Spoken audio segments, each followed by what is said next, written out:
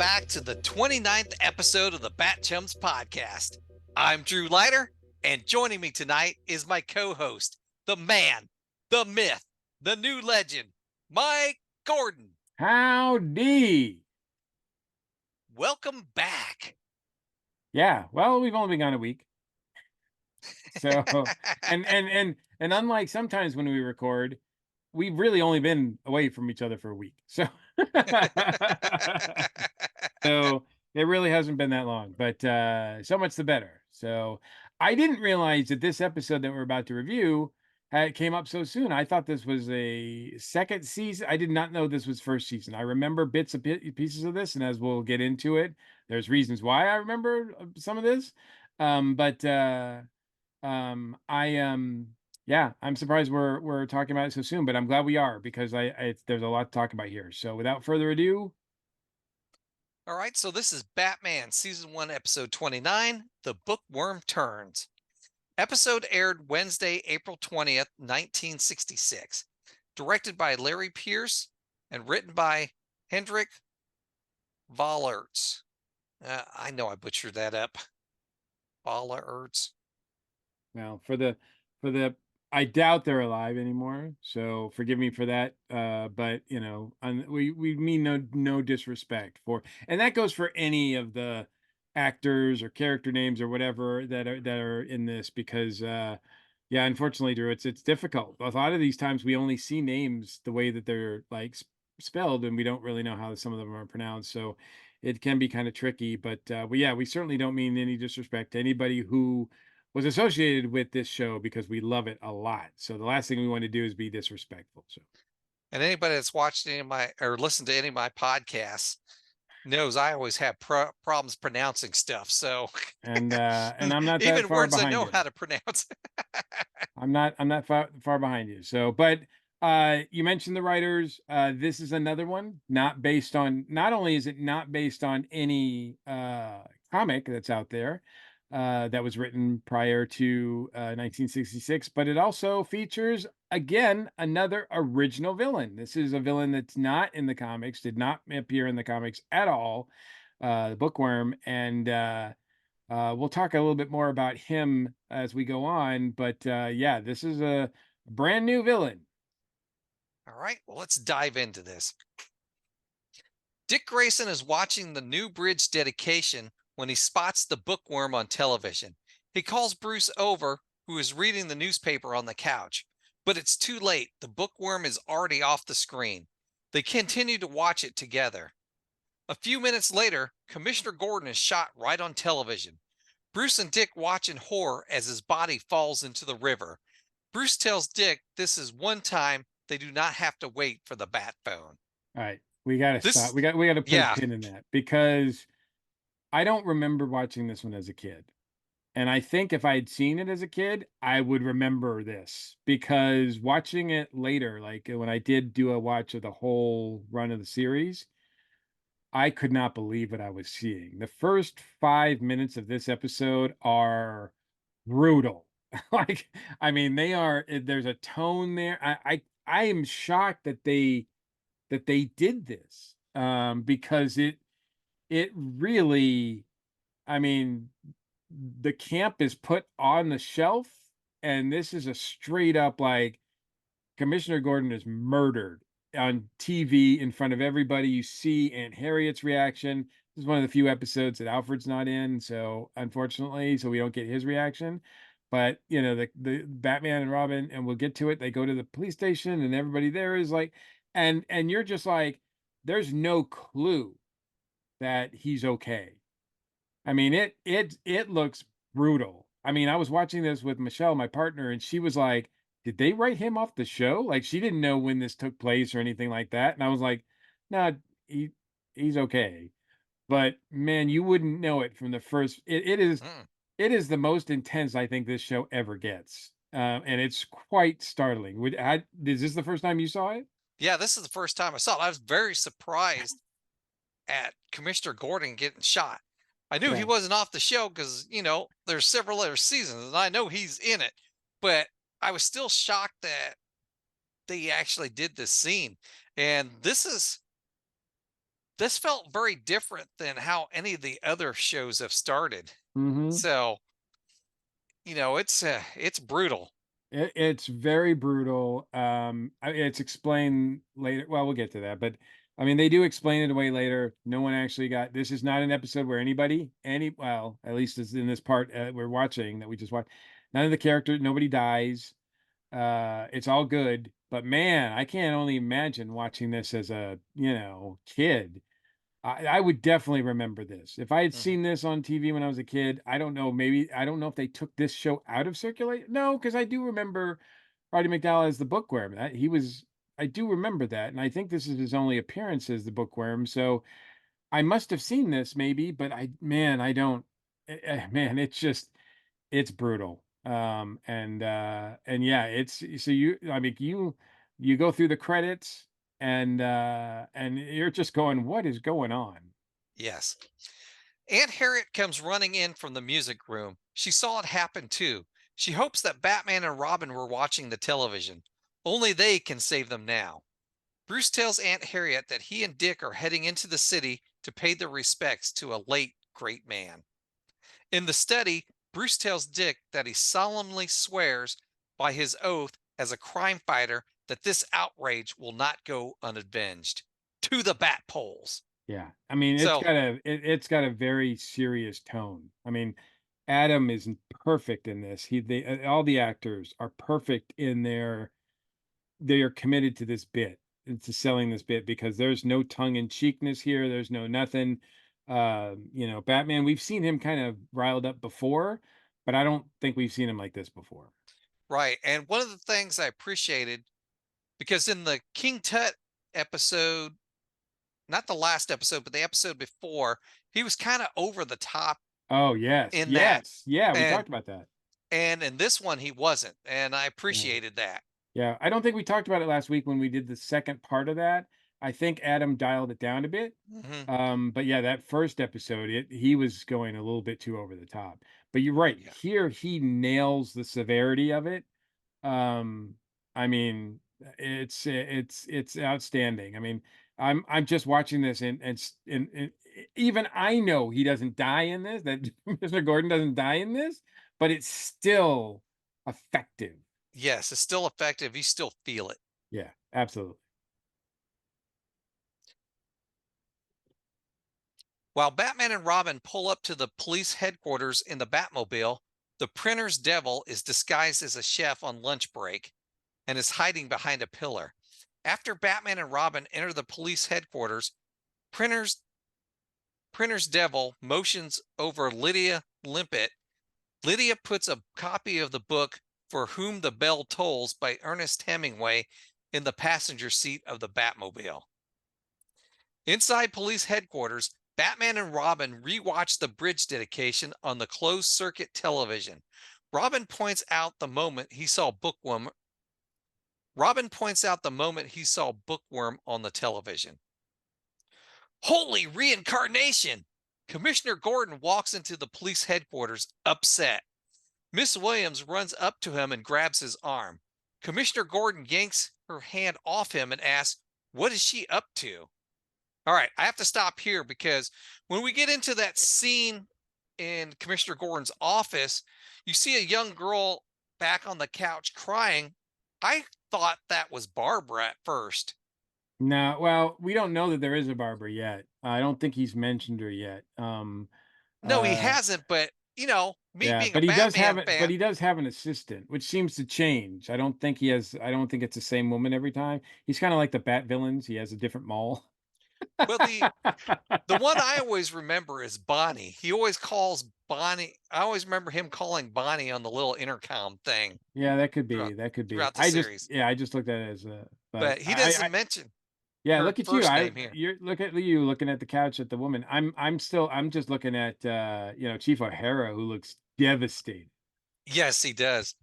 But yeah, but I saw that woman back there, and the first thing that I was wondering is like, are they introducing Barbara in this episode? It's way too early for that. I'll be But curious to see if they may mention her before, she her debuts. debut, yeah.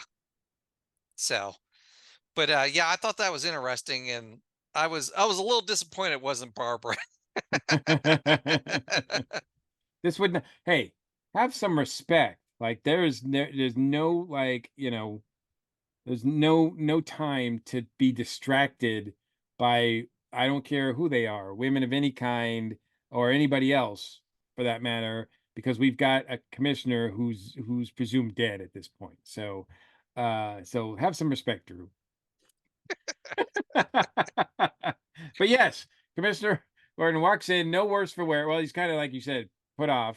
Yeah, But why is he put off, Drew?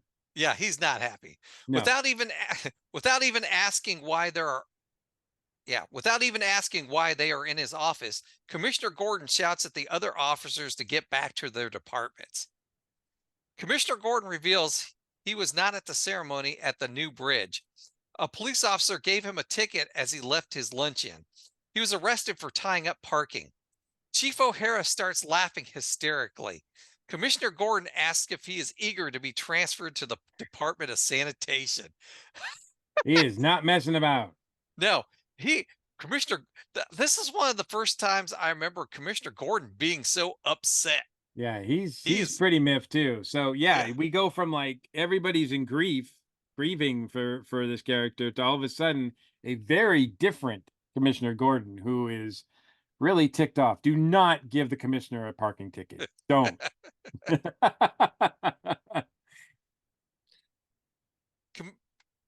let's see, where did I leave off at? Oh, okay. Batman asked Commissioner to see his ticket. The badge number is 1887 and was assigned by A.S. Scarlet. Chief O'Hara states there is no officer with that badge number on the force. Batman replies, of course not. A.S. Scarlet stands for A Study in Scarlet, a Sherlock Holmes adventure novel first published in 1887. I got that reference. I'm a big Sherlock Holmes fan. So As Batman is telling Commissioner Gordon about his fake death on the bridge, the Batmobile bomb detector alarm goes off. Batman presses a button on his remote control and ejects the bomb, and it explodes in the air. hey, second time in 2 weeks that the ejector the ejector seat has gone off. And it looks like he got it fixed. The wiring was fixed because in the last one, I think the Batmobile would have blown up because there was a delay.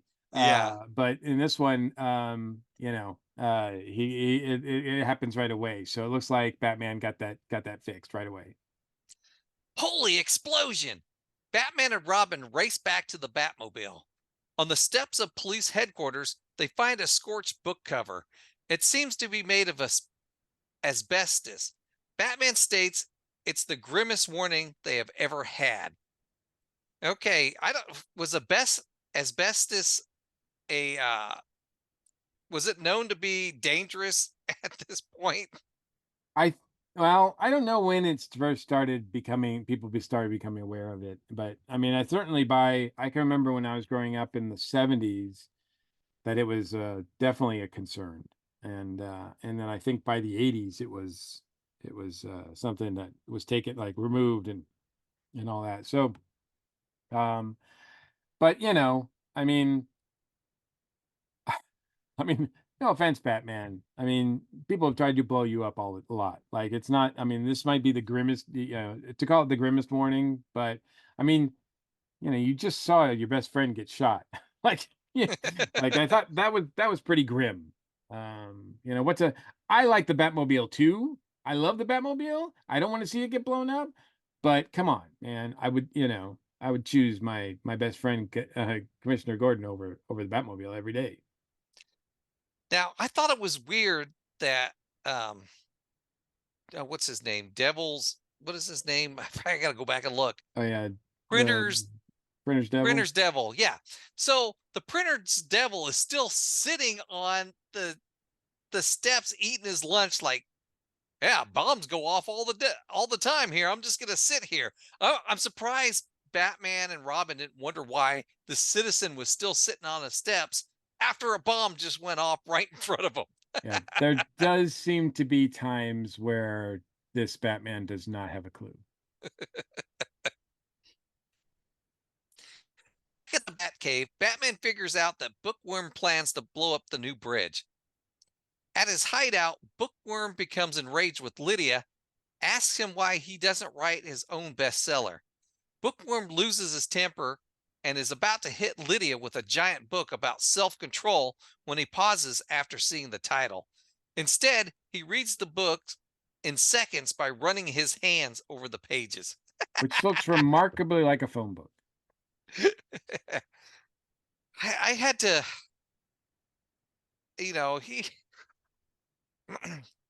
obviously Bookworm has some anger issues if he's about to hit his woman with a freaking gigantic book. Yeah, that's an interesting point too, because that's the second week in a row now too, where the villain's henchwomen, malls, if you want to call them that, or however you want to refer to them, uh, they um they are physically threatened by the villain in these two occasions, back-to-back episodes. And we don't, I mean, we've been dealing with the Riddler and the Penguin and the Joker, and they have been pretty lenient when it comes to their women folk in their group. Um, as far as not really, I mean, they don't seem to treat them that poorly, but these two new ones, these two new villains that come along, they have no regard for these girls' safety. No, they don't. In the Batmobile, Robin points out the bat signal in the sky. They receive a call from Commissioner Gordon on the Batmobile's phone. A strange occurrence has been reported at an old warehouse on Harbor Avenue.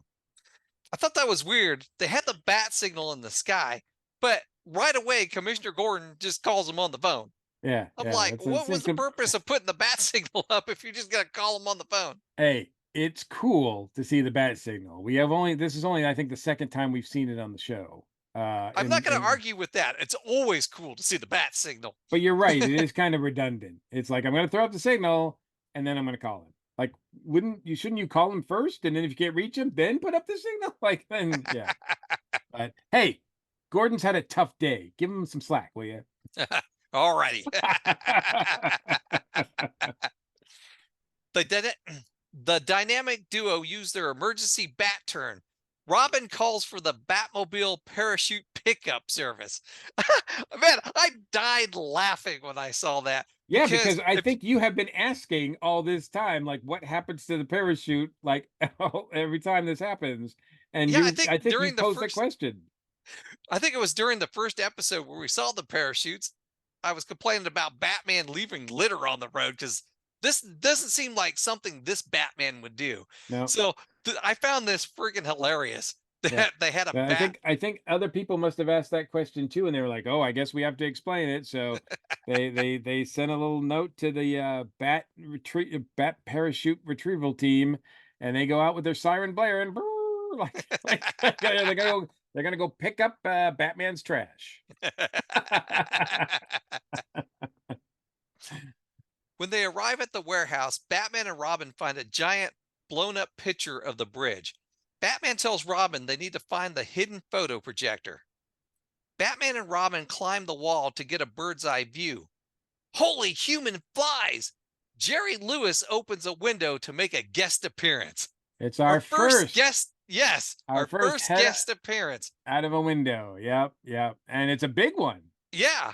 I mean, I mean, Jerry I Lewis, even recognize Jerry Lewis. So a lot Jerry of these Lewis is old a actors I big don't movie always star. recognize because I'm a little younger than that, but I recognize Jerry Lewis, so I Yeah, thought that was pretty cool. big movie star. He might be one of the biggest too. I mean, we're gonna get some others. Obviously, it's gonna start. The cameos from other people. That's how hot this show is right now, though, because people are begging to be part of it. People are calling, like, really famous people are calling up their agents saying, "What can I do? I want to be a villain. I want to be this. I want to be that."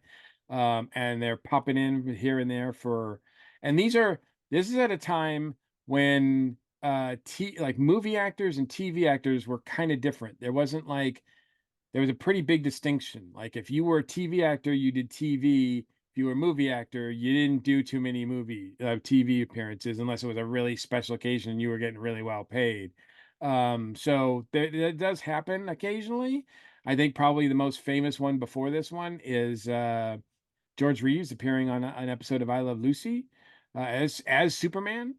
So I remember that. that was pretty cool. But yeah, so I mean, we've had some big names play the villains in this, but I mean, Jerry Lewis is a star. I mean, he is a star, a Hollywood movie star, and for him to do this was just an like that's the barometer of how popular the show is because Jerry Lewis does it, boom.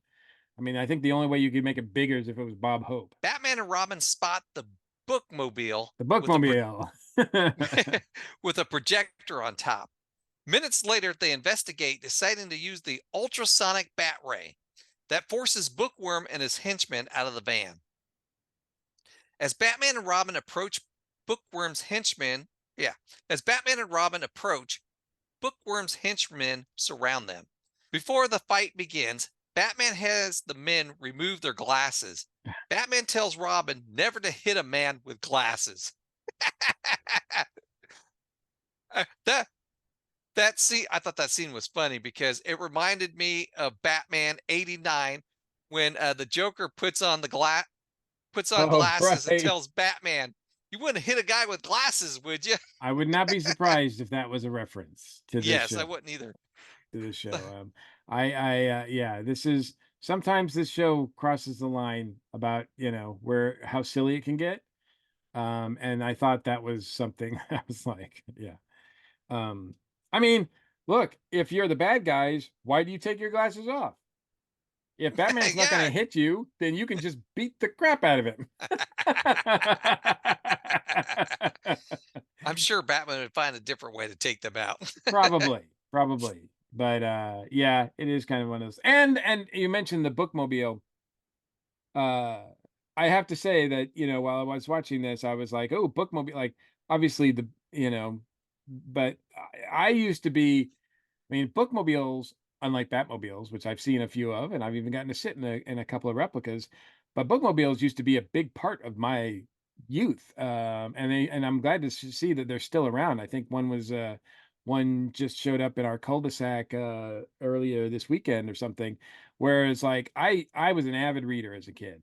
And so when that Scholastic bookmobile, that Reading's Fundamental bookmobile, or whatever, the bookmobile would come by to a certain point, usually our school, I used to love that. I mean, it was so crazy to go in there and see all these books for sale and everything like that. And it was just a big part of and shame on Bookworm for making such a big part of my youth, a great like inspirational thing of beauty and purity in my youth to turn that for villainy. I just think that's an awful shame. I was Uh, a big I was a big reader when I was a kid also. did you have I was bookmobiles? didn't have any bookmobiles. I used to ride my bike. I was from a very small town, and I used to ride my bicycle up to the library all the time and get books. One of the thing, a lot of time in the summer, especially in the summertime. I mean, I was always reading books. I'd read books before I went to bed. If we were in car rides, I'd take a book with me. I was always reading. But when I was during the summer, one of the things we loved to do was when it got really hot, would be to sit out in the screened-in porch and just read Mhm. during the hot periods instead of going out and playing sports. I mean, we played a lot of sport. We had a side we the house my parents had, they bought the lot next to it so nobody would build a house there, but we used to play sports out there all the time. Baseball, soccer, football, whatever. It would just be me and it wasn't anything organized. It'd be neighborhood kids come over and we'd play out there. But when it got hot, we'd always go read or play board games or something where it was a little cooler. Mm, mm. But yeah, we didn't have any bookmobiles coming around bringing books. But I used to ride my bike up to that library and get books.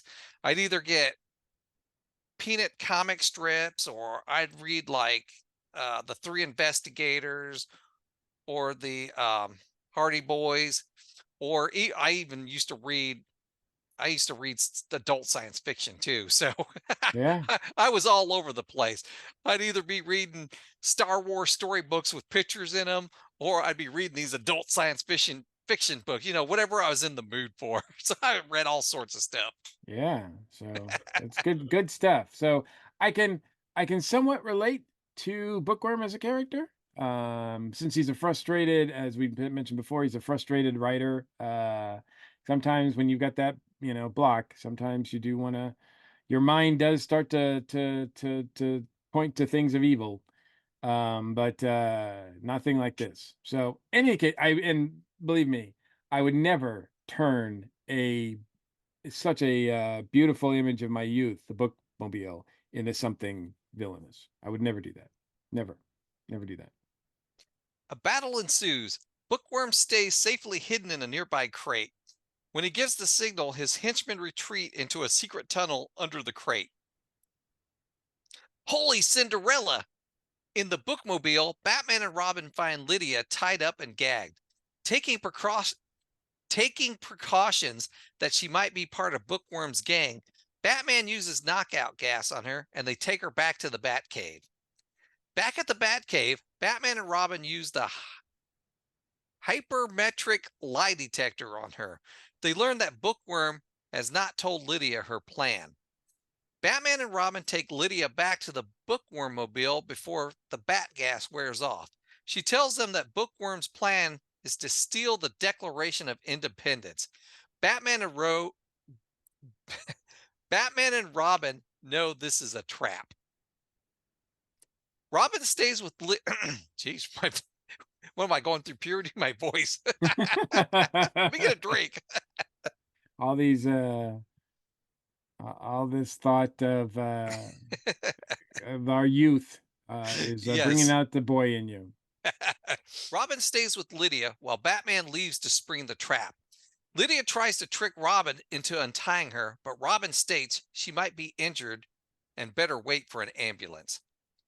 Next, Lydia suggests Robin read her a book.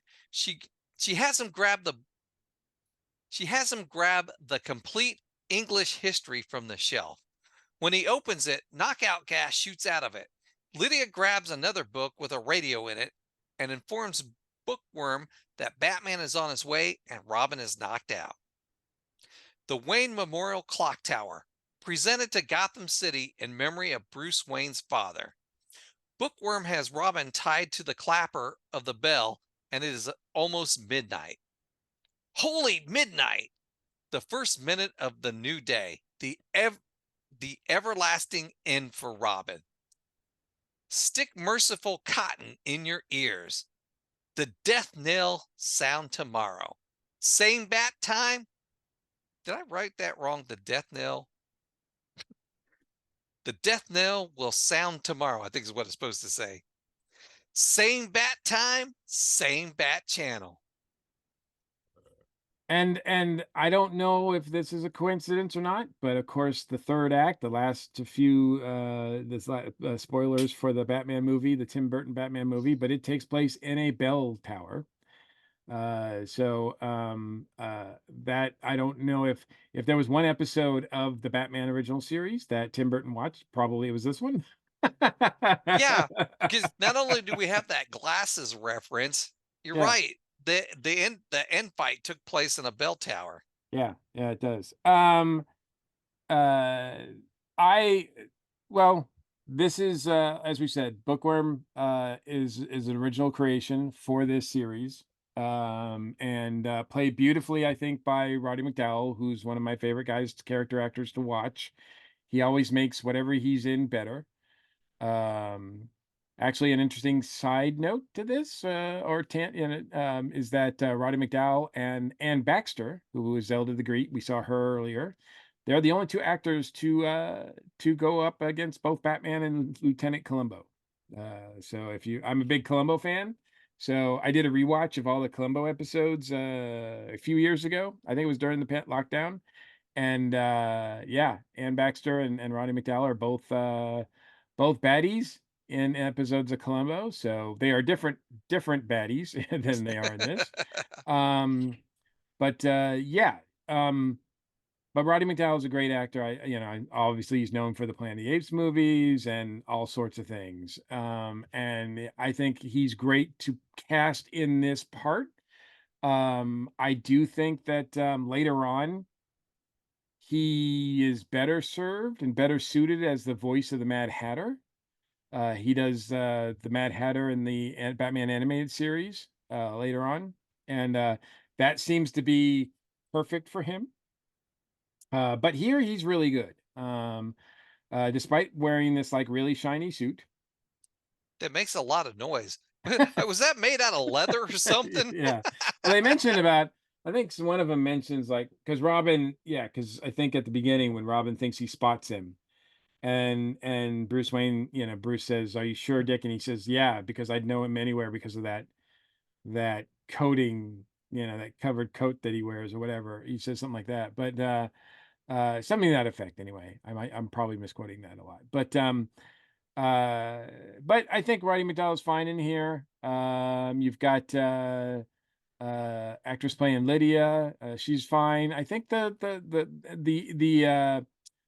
Printer's Devil character, played by John Crawford, is interesting in this. He's kind of this, he shows up on the stairs, he's mysterious. And yeah, it's just one of those things. He's kind of weird. I don't know if he's going to factor more into this episode as we go along, or the story, and as we get to the second part. But he's pretty interesting as well. So you got an interesting band of characters here. Um, but the plot is again nonsense, but that's par for the course with this series. But I love the imagery at the end. Robin's strapped to the whatever they call The clapper. the clapper of the bell, about to go off. It's about when it hits midnight, he's going to be splattered all over the bell and the bell tower and everything. And it's like, ooh, I mean, visually it looks really cool. And you're like, how is he going to, like, he doesn't have Batman. But so how's he going to get out of it? Is Batman going to show up, or how's it going to happen? And we've seen Robin in dilemmas before. In fact, I think in the first episode he's kidnapped by the Riddler, right? So we've seen Robin alone by himself get kidnapped and used against Batman. So but it's been a while, since we've seen him in this kind of predicament. And I think it's really effective. It's one of visually, and certainly, the way this story starts off being so grim and intense. And then, you go through all this nonsense while you're trying to catch your breath and everything. And then for it to end with the visual of Robin about to be splattered in a dynamic way, pun intended. I just think I think it's well done. Beginning and end of this are really well framed. This episode was packed with a lot of stuff in it. Yeah. They do. They managed to really, most of the time, pack a lot into, they didn't have to go, like, seems like, looking back on it, it seems like it's nonsense to have them go back to the Batcave with Lydia, because it's like, okay, now we have to use that set and we have to go back there and then we have to come back like and it's just like, why don't you just like spray her and then, like use a bat truth serum or something to just take care of it right in the bookmobile? But they don't. They go they go that extra mile, to literally that extra 14 miles to take her back to the Batcave and then back to Gotham. And yeah, it's kind of crazy that they put more work on themselves for that sort of thing. But it works. I mean, it's fun to watch. Yeah, it sure is. So this is now. Do you remember this? Because I think we talked about it before, and yeah, I mean, No, I didn't obviously, remember this episode at do you all. remember the Bookworm at all? I I don't know if I'd seen the bookworm before, honestly. Yeah, because I think this is his only appearance. This in the next episode. I think I could be wrong, but I think it's their, like, Roddy McDowell's only appearance. So, but so yeah, it is weird to think, oh, I've seen the Bookworm episode, but then when you watch it in the first 5 minutes, you're like, I don't think I've ever seen this before. Because I would remember that. I would remember that. And I certainly, as when I saw it later, it made an impression on me that, yeah, when I knew that the Bookworm episode was coming, I knew that how it was going to begin. and it still blew me away. Like, even though I know it's coming, the way it's shot and directed and put together and the tone that all the actors take, it just feels like a different show at the beginning of this. So I think Yeah, it it takes a does. little while to get back up to like the campiness. Like, and so things like the glasses and Jerry Lewis popping up and everything kind of over, like they write like they go way over on the other end of being silly because it starts off so ridiculous. The other thing I thought was interesting was the Wayne Memorial Clock Tower and the mentioning of Bruce's father again. Yeah, good call. I always appreciate it when they refer to Bruce's parents. And I think So, he's only really referred to his father. Uh, his father was a doctor because he got or it was a lawyer. No, his doctor's a lawyer in this because he got one of the law books out in one of the yeah, episodes. The lighter, no, sorry, the umbrella that he has. Actually, both, right? The lighter that he uses to get out, I think, was an heirloom from his father as well. But he goes to the Penguins shop shop. to get his Yep. father's umbrella fixed up and refurbished, and now we see this monumental bell tower uh, as a tribute to his father. And yeah, those are like nice little touches. Plus, we have another night shot in this because we got to see the bat signal. We also got to see that we saw the when they show the clock tower for the first time, it's at nighttime, so it's like lit up because Hmm. of course it's almost midnight. So Yeah, we don't see Gotham City at night very often, yeah, you're which is right. funny because Batman's a hero of the night. Yeah. But in this show, it's mostly during the day. Yeah, in the Batman the Animated Series or in the movies or the comics or whatever, especially recently, it's the flip. You don't see much of Gotham during the day, and you don't see Batman during the day a lot. It's usually most of the stuff he does at night. So good stuff. Yep. All right. Well, that wraps up another episode. Did you have a shout out, Mike? My shout out this week is going to go with the other podcast that I'm part of. That's now bi-weekly. By the time you're listening to this, there will be no new episodes for a while anyway of Doctor Who, which was on Disney Plus. But me and Mike and Mary have covered that show and all the new episodes on Disney Plus. Plus, we've covered a lot of classic episodes. We've been doing this for over 10 years, so we've been reviewing a lot of the classic episodes as well, which is what we're doing now because we're not doing those in order. So it's not unlike this podcast. We didn't start with the very first episodes of Doctor Who and then go in order until we reach the new stuff. We just have been doing it as randomly, really, or as we felt like it. Like that one sounds good at this time. So you never know what episodes we're going to do. And certainly, if there's one that we've covered already, go ahead back and listen to those. If there's some episodes of Doctor Who that you would like us to review that we haven't covered, reach out to us because we'd love to do that. But it's a fun show. Like I said, we've been doing this for over a decade, and Mike and Mary and myself had a blast talking all about Doctor Who. So check out Earth Station Who on the ESO network. All right. And for my shout out, I'm going to shout out about my podcast, the Earth Station DCU, and where we talk about DC news, DC comics, DC television shows. So we're reviewing Detective Comics right now. It's been pretty good, written by Rom V, and it it's. I was telling Cletus our last time we recorded that it felt like Rom V's kind of Nightfall episode, or his kind of telling of Nightfall, Hmm, because because Batman kind of we have him kind of fall in that, and he's making his comeback. So we've gotcha. been kind of going over that story. I don't want to give too much away if people haven't read it, but we've been reviewing Detective Comics. We review a lot of Batman stuff. Of course, we review the regular Batman title.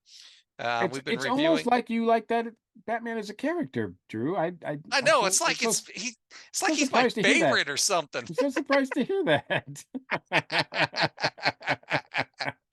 We're also reviewing Batman Everybody goes. Off-World, a Black Label. Is it Black Label? I can't remember if it's Black Label, but it's a miniseries where Batman goes off into outer space. That's pretty good. In the regular Batman title, Batman has been dealing with a alternate personality of himself called Aranzer, and also a robot that Aranzer built called Failsafe. So we've been dealing that with the regular Batman title. And those are key elements storyline to leading up to a big crossover that DC's doing Yes. pretty soon. As people are listening, as we're recording this, it hasn't happened yet. It's going to happen this summer. But yeah, I know that because I picked up that free comic day from DC that talked about the big crossover, and now I can't remember what it's called. I think it's called Absolute Power, I That's believe. it. That's it. Yeah, yeah, yeah. So, and we're also reviewing the House of Brainiac, which is going to lead into this Absolute Power. Yeah, that's going to lead into it as well. Like I think most of the things in DC are leading up to the big crossover now. So Yeah. so I'll We be also, curious to how that pans out. It's most of that is being directed and written by Mark Waid, so good guy mhm, there. So yep. And then, what else was I going to say? Oh, of course, we review the Superman titles and the Wonder Woman titles. So we always hit the big three. But one of the one of the titles we're really liking right now is Green Lantern and Green Lantern War Journal. One's focusing on Hal, the other one focuses on John Stewart. But a lot of the other Green Lantern, human Green Lantern characters and alien characters, for that matter, are showing up in the book. So right now, the Green Lantern titles, both of them are really good. Cletus and I are really enjoying it. We're both big Green Lantern fans too. So yeah, I can. I'm yeah. if There's you're been some if really you're great stories. if you're a fan of the Jeff Johns run, Jeremy Adams, who's writing the Green Lantern title right now. I forget who's writing the War Journal title, but Jeremy Adams is doing a great job in the regular Green Lantern title, and it feels very much like John's version of Green Lantern. So if you Cool. enjoyed that area of Green Lantern, I I suggest checking out the series. So, but those are some of the titles we've been covering, and of course we always cover a television show or movie. Right now we are reviewing the Dead Boy Detectives on Yes, Netflix, I've seen that whole thing. part of So the Sandman universe, and it's really good. I've been enjoying it a lot. yeah, Of excellent, course, excellent. like I mentioned earlier, I like to read stuff like the Three Investigators and Hardy Boys when I was younger, so I like the detective stuff. Yep, yep, absolutely. As definitely has elements of Hardy Boys and Encyclopedia Brown and all of that, and takes place in sort of the cross between the Sandman universe and the Doom Patrol universe, which is kind of fun. So, yeah, it's a good series. I watched it too. I thought it got better as it went on. So, uh, so I definitely love hearing you guys talk about that. So, very cool, very cool. Well, I mean, yes, we're both promoting, Earth Station network channels. So, so we are, just more good stuff that you can hear on the ESO network. Yep. All right. If you'd like to comment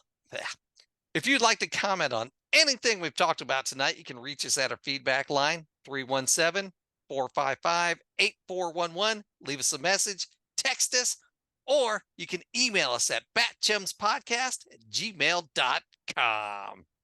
All right, you ready to get out of here, Batchum? Sure thing. BatChums are ready to move out. Atomic batteries to power, turbines to speed. Thanks for joining us, and we'll see you next week. Same bat time, same bat channel. Don't worry, the worst is yet to come.